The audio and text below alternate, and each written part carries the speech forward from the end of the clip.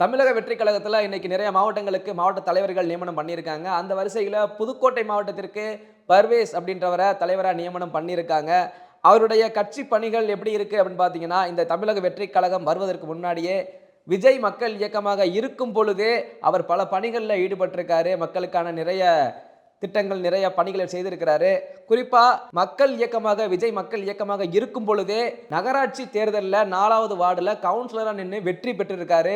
முதல் வெற்றி முத்திரை அவர்தான் பதிச்சிருக்காரு. விஜய் சார்பாக போட்டியிட்டவர்கள்லாம் வெற்றி முத்திரை முதல்ல பதிச்சவர் அவர்தான். அது மட்டும் இல்லாம விஜய் அவர்கள் அரசியலுக்கு வரப்போகிறார், கட்சி ஆரம்பித்து விட்டார்ன்ற ஒரு பேச்சு வந்த உடனேயே புதுக்கோட்டை மாவட்டத்துல தனி ஒரு அலுவலகத்தையே அமைச்சிருக்காரு தமிழக வெற்றி கழகத்திற்காக. இப்படி அடுத்தடுத்து நிறைய விஷயங்களை பர்வேஸ் அவர்கள் அந்த கட்சிக்காக செஞ்சிருக்காரு. இப்படி இருக்கும் சூழ்நிலையில இவர் மாவட்ட தலைவரா இப்ப நியமனம் பண்ணியிருக்காங்க. ஒரு இளம் வயதுடையவர் மாவட்ட தலைவராக இருக்கும் பட்சத்தில் அந்த புதுக்கோட்டை மாவட்டத்தில் 2 மந்திரிகள், மெய்யநாதன் சட்டத்துறை அமைச்சர் ரகுபதினு 2 பெரும் புள்ளிகள் அங்க திமுகவில் இருக்க, இன்னொரு பக்கம் அதிமுக விஜயபாஸ்கர் நம்ம எல்லாருக்குமே தெரியும், ஒரு மிகப்பெரிய ஆளுமை அரசியல்ல.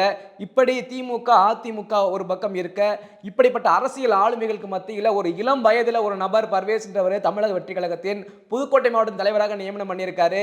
இவ்வளவு பெரிய ஆளுமைகளுக்கு மத்தியில் சிறு வயதாக இருந்தாலும் என்னுடைய அரசியல் ஆளுமையை காட்டுவேன் அவர் நிரூபிப்பாரா அப்படின்றத நம்ம பொறுத்திருந்து பார்க்கலாம்.